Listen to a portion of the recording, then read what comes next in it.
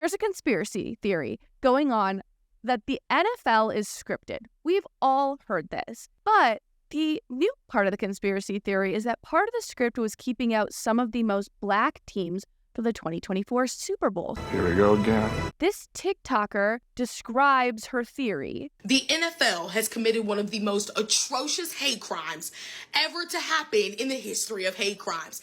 Okay, so let's just stop right there for a second. The NFL has created the history or the biggest hate crime in all of history. What could that possibly be? Now, there were a few things when I first saw this. I'm like, I don't know. Like, did they get rid of those like cringy end racism signs at the end of the end zones? Did they stop doing the Black national anthem? No, all of those things are still happening. Listen to this. It's so funny. I know I'm black. I grew up in the South and I'm black. I know a hate crime when I see one, and this is one. What was the hate crime they committed, you ask? I will tell you. We could have had the blackest black Super Bowl ever to happen to Black America.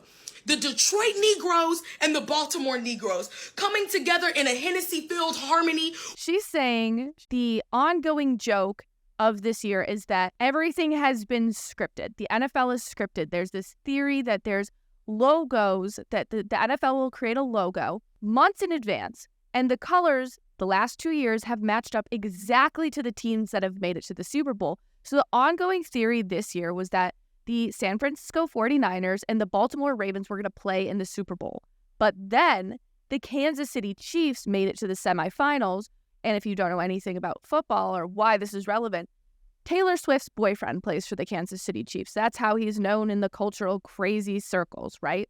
And so everybody was saying that the NFL scripted this so that Taylor Swift could be in the Super Bowl, okay? So you've seen this conspiracy theory going around. And then there's also this conspiracy theory that the 49ers were going in. And let me just say, guys, I am a Detroit Lions fan. Like, I love the Lions. And I will admit wholeheartedly, they just didn't play football in the second half. This was not a conspiracy theory.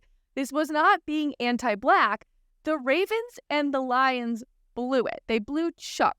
There's more of an argument that there was scripting going on with making sure that Taylor Swift was in the Super Bowl. But I do not think that there is any reason, any excuse to say that the Lions were supposed to be in the Super Bowl or that the NFL scripted against this because the Lions have a Black fan base. What the heck? Let's keep watching this video. With Usher as the Avatar halftime performer during Black History Month. And now I have to sit here and watch 3.5 hours of Kermit the Frog go back and forth with Beaker from the motherfucking Muppets with 14 different Taylor Swift ads in the middle. Okay, so I believe when she's talking about Beaker and the Muppets and stuff, she's saying that because the San Francisco 49ers have predominantly white players. Their biggest players are like Christian McCaffrey and Brock Purdy, and they're white. And the biggest players on the Chiefs are Patrick Mahomes, who's mixed, and Travis Kelce, who's white. So it's just too white of a Super Bowl. And my response to that is, in what world is the NFL not Black enough for people? I don't understand how it's anti-Black. The NFL in and of itself would not exist in modern day America to the insane ability without Black people. Like, I'm lost on how any team can go and you can say that this is like anti-Black. It's not anti-Black. Like, there's plenty of Black people in the Super Bowl. But this comment stood out to me as particularly funny. It said, the first thing my dad said was, they didn't want the brothers in the Super Bowl together. So this is like a real thing.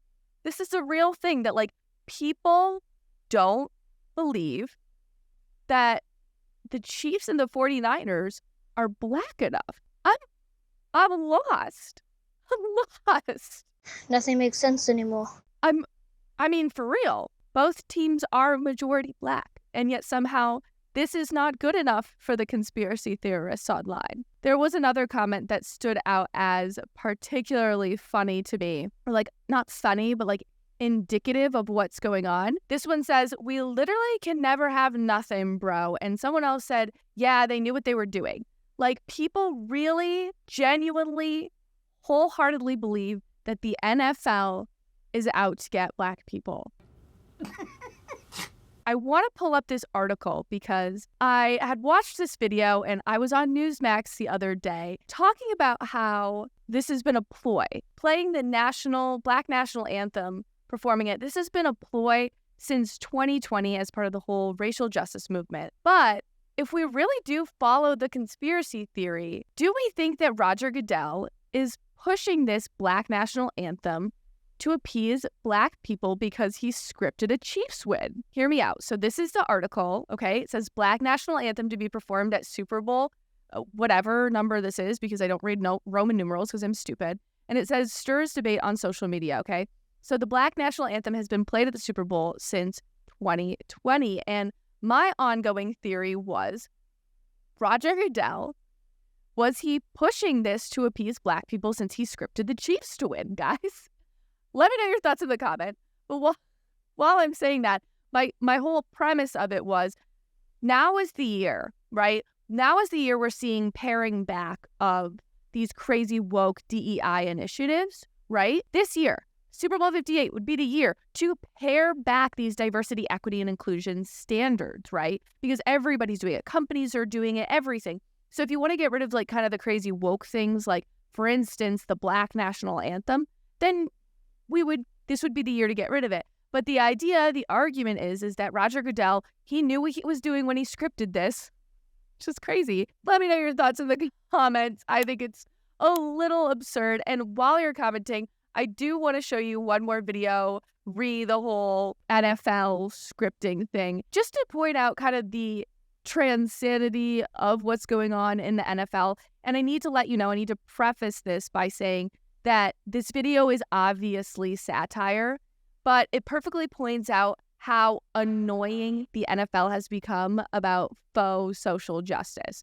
So let's watch this. Can someone help me figure out if this year's Super Bowl is going to be one of those games where racism is banned in the end zones or not? Like at this game, Rams, there were like no racism in our end zone today.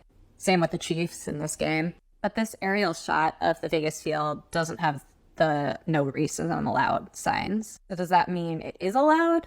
Don't worry, I'm not crazy. I understand that in the middle of the field, racism is always allowed, but it's in the end zones where it's not. So if you don't watch the NFL regularly enough, a lot of these teams have signs that say end racism in the end zone. And my fiance and I crack this joke all the time where I'll be like, oh my gosh, I saw that the NFL wants me to end racism. I'm not going to be racist today. Like, I was never going to be racist anyway. I don't understand, like, why they think putting this in the end zone is going to really help people or have an impact on people. It's so freaking funny. But what she's saying is that she believes, oh, well, obviously the NFL is only racist in the middle of the field and not in the end of the field, which is just so freaking funny. But then do the decals on their helmets override what the end zones say? Like, did this decal mean that even if racism was allowed at that game in the end zones, if you were around Kirk Cousins, you couldn't be racist? And then Mahomes' helmet says, it takes all of us. While not explicitly end racism, I think it's in the same category. So Mahomes can't be racist to anyone. No one can be racist to Mahomes, no matter what the end zones say. But then, like, Nick Bosa doesn't have any of that. So Nick Bosa is allowed to be racist? I just want to make sure I understand the rules so I know what to expect. I just think it's so funny.